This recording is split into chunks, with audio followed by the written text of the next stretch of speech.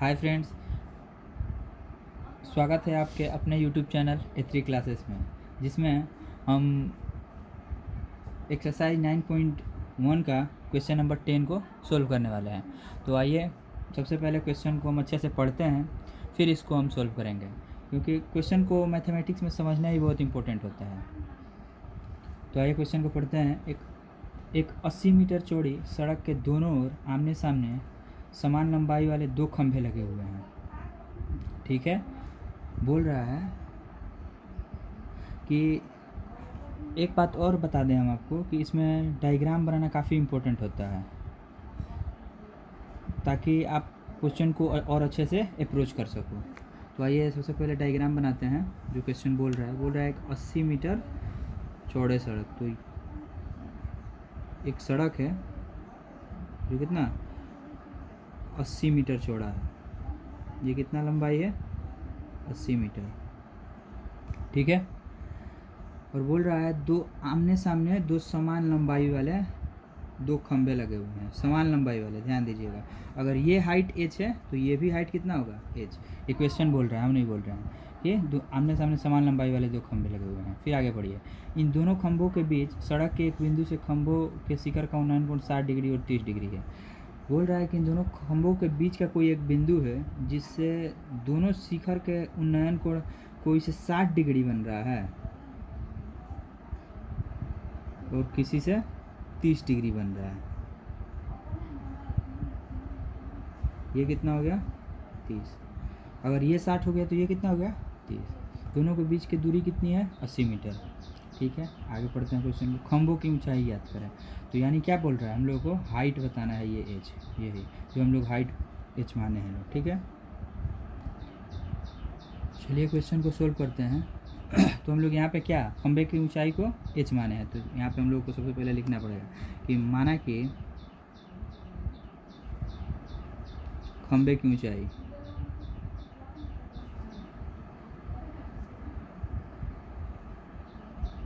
क्या माने हुए हैं? एच माने हैं। देखिए यही ना है एच। अगर ये एच है तो ये भी एच है। क्यों? क्योंकि क्वेश्चन बोल रहा है कि दोनों आपस में समान है। ठीक है, आइए सबसे पहले हम इसको लेखांकित कर देते हैं, कुछ पॉइंट का नाम दे देते हैं ताकि और अच्छे से हम आप लोगों को समझा सकें। मान लीजिए ये पॉइंट ए है, ये पॉइंट बी है, ये पॉइंट सी है, ये पॉइंट डी है और ये पॉइंट ई है। ठीक है, तो सबसे पहले और इसमें हम कुछ डाटा निकाल सकते हैं। तो आप जब ध्यान से देखोगे तो या इतना हम लोग को प्रश्न दे रहा है। ठीक है, तो आइए हम त्रिभुज ए बी सी में गौर से देखते हैं। तो यहाँ पे हम लोग को एक समकोण त्रिभुज बनता हुआ दिखेगा।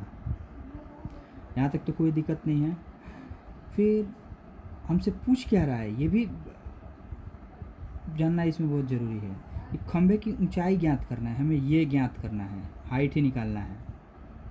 तो एक काम करो कि सबसे पहले आप टेन 60 डिग्री का फॉर्मूला लगाओ ताकि इसके लंब और आधार में रिलेशन लग जाए, और फिर हम टेन 30 डिग्री का फॉर्मूला लगाएंगे ताकि उसके लंब और उसके आधार में रिलेशन लग जाए। तो सबसे पहले हम त्रिभुज ए बी सी में देखेंगे, त्रिभुज ए बी सी में। ठीक है, तो जब त्रिभुज ए बी सी में देखोगे आप तो टेन 60 डिग्री का लगाएंगे फॉर्मूला। क्यों टेन 60 डिग्री का? क्योंकि इसका लंब और आधार आएगा। लंब क्या है? ए बी है। आधार क्या है? सी बी है। तो A B by C B. A B का क्या है? ए बी हम लोग हाइट एच माने हैं। देखिए यही लंबाई है। ठीक है, फिर क्या हो जाएगा? C B. सी बी जो हम लोगों को पता नहीं है। ठीक है, चलिए हम लोग इसको क्या मान लेते हैं, ये क्या हो जाएगा? सी बी हो जाएगा। ठीक है ना, फिर हम इसको सोल्व करते हैं। टेन 60 डिग्री बराबर क्या हो जाएगा? एच बटा सी बी। अच्छा, चलिए ये जब अगर सी बी है, अगर इतना लंबाई अगर सी बी है तो जाहिर सी बात है ये डी सी कितने के इक्वल हो जाएगा? अगर टोटल 80 है और ये सी बी है तो जाहिर सी बात है ये 80 माइनस सी बी हो जाएगा। तो सी बी का लंबाई के लिए भी हम कुछ मान लेते हैं, इसको बाद में हम सब्स्टिट्यूट कर देंगे। तो सी बी को मान लीजिए, मान लेते हैं हम यहाँ पे क्या, एक्स के इक्वल है। ठीक है ना, ये लंबाई कितना है? एक्स मान लेते हैं ये, और ये x, तो ये कितना हो जाएगा, यहाँ से यहाँ तक अगर हम x माने सी बी को, तो जाहिर सी बात है कि ये डी सी किसके इक्वल हो जाएगा, 80 माइनस एक्स के इक्वल हो जाएगा। ये अगर x है, टोटल अगर 80 है, तो ये कितना हो जाएगा, 80 माइनस एक्स हो जाएगा। यहाँ तक तो कोई दिक्कत नहीं होगा, आई होप। फिर क्या करते हैं, इसको हम आगे की तरफ सोल्व करते हैं। √3 है तो √3 h अपॉन, अब हम यहाँ पे सी बी की जगह पे क्या लिखेंगे, x लिखेंगे, ठीक है ना। एक काम करते हैं, यहाँ पे हम इसी को इक्वेशन 1 मान लेते हैं, ठीक है। ट्रेंगल ए बी सी से हम लोग को एक इक्वेशन निकल के चला आया। अब हम गौर करेंगे ट्रेंगल डी ई सी में, ठीक है। यहाँ तक तो कोई दिक्कत नहीं होगा, आई होप। फिर यहाँ पे हम देखेंगे ट्रेंगल ई डी सी में, ठीक है। जब आप ट्रेंगल ई डी सी में देखोगे और tan 30 का जब फॉर्मूला आप लगाओगे तो tan 30 डिग्री बराबर क्या होगा, लंब बटा आधार। जहाँ लंब क्या है, ED है, और आधार क्या है, DC है। तो लंब लिखेंगे हम, लंब DE है और आधार क्या है, DC है, लंब बटा आधार। तो लंब DE है और आधार कितना है, DC है, ठीक है। फिर हम इसको सोल्व करेंगे। tan 30 डिग्री बराबर क्या होता है, 1/√3। DE हाइट क्या है, h, समान लंबाई, अगर ये भी h है तो ये भी h है, तो h लिखेंगे। DE तो पता है h, ठीक है ना।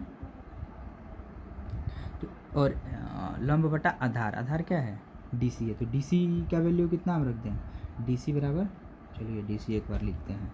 फिर ये इसको इसको और हम क्या करते हैं, सरल करते हैं। DC का मान तो हमको पता है ना, इसको अगर हम x माने थे तो ये कितना हो जाएगा, 80 माइनस एक्स, क्योंकि टोटल 80 है। ये अगर x है, टोटल 80 है, तो ये कितना हो जाएगा, 80 माइनस एक्स, ठीक है। तो क्या करते हैं हम यहाँ पे कि h है तो h, और DC का वैल्यू कितना हो जाएगा, 80 माइनस एक्स। यहाँ पे देखिए आप, DC यही तो है, DC यही तो है, DC ये, तो ये कितना हो जाएगा, 80 माइनस एक्स।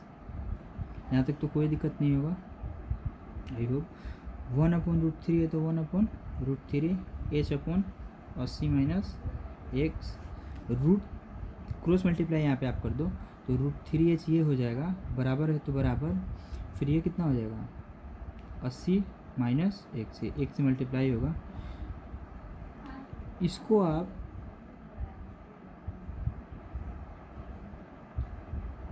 क्या करो, √3, चलो इसको आप समीकरण 2 मान लो, ठीक है। आई होप यहाँ तक तो कोई दिक्कत नहीं होगा।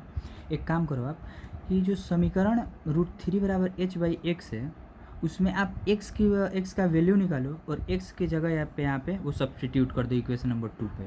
पूछो क्यों, तो कारण इसके पीछे का ये होगा, ताकि ये जो यहाँ पे हम लोग 2 इक्वेशन और 2 वेरिएबल है h और x, सो यहाँ पे क्या हो जाएगा, अगर x का मान यहाँ पे पुट करोगे तो ये इक्वेशन नंबर जो हम लोग को नया बनेगा सो केवल h में बदल जाएगा, और एक चरकार समीकरण तो हम लोग आसानी से सॉल्व कर सकते हैं।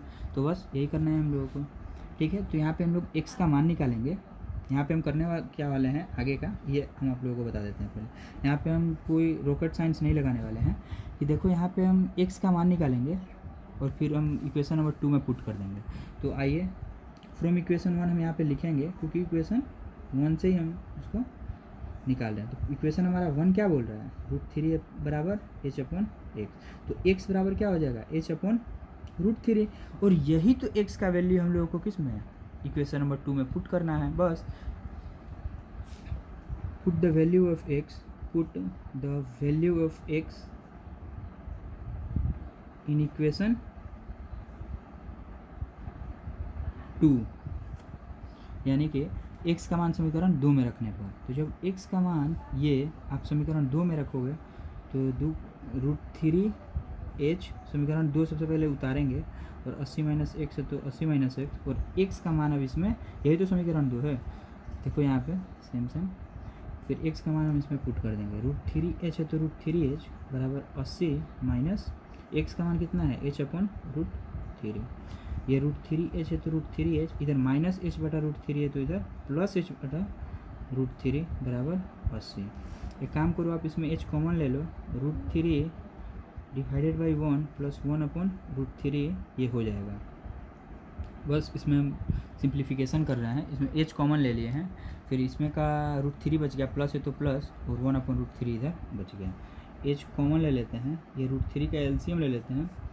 ये √1 में अगर √3 से डिवाइड करोगे तो √3 बचेगा, फिर इसमें मल्टीप्लाई करोगे तो 3 हो जाएगा, प्लस √3 डिवाइडेड करोगे तो ये 1 टाइम आएगा, और फिर 1 से 1 में करोगे तो 1 हो जाएगा। इक्वल 80 है तो इक्वल 80। h बराबर h इंटू ये 3 है, कितना हो जाएगा 4/√3 बराबर 80। 4 से ये कट जाएगा 20 बार में, ठीक है। तो यानी फिर हम यहाँ पे लिखते हैं, ठीक है ना, कि h बराबर कितना हो जाएगा 20/√3। और h क्या है, यही तो हम लोग माने थे खंभे की ऊंचाई, ये आप देखो यहाँ पे। और h क्या है, खंभे की ऊंचाई जो हम लोग माने थे, जो यहाँ पे निकल के चला आया 20√3। आई होप ये वीडियो आप लोगों को अच्छा लगा होगा। चलिए ठीक है, इस वीडियो को हम करते हैं यहीं पे एंड।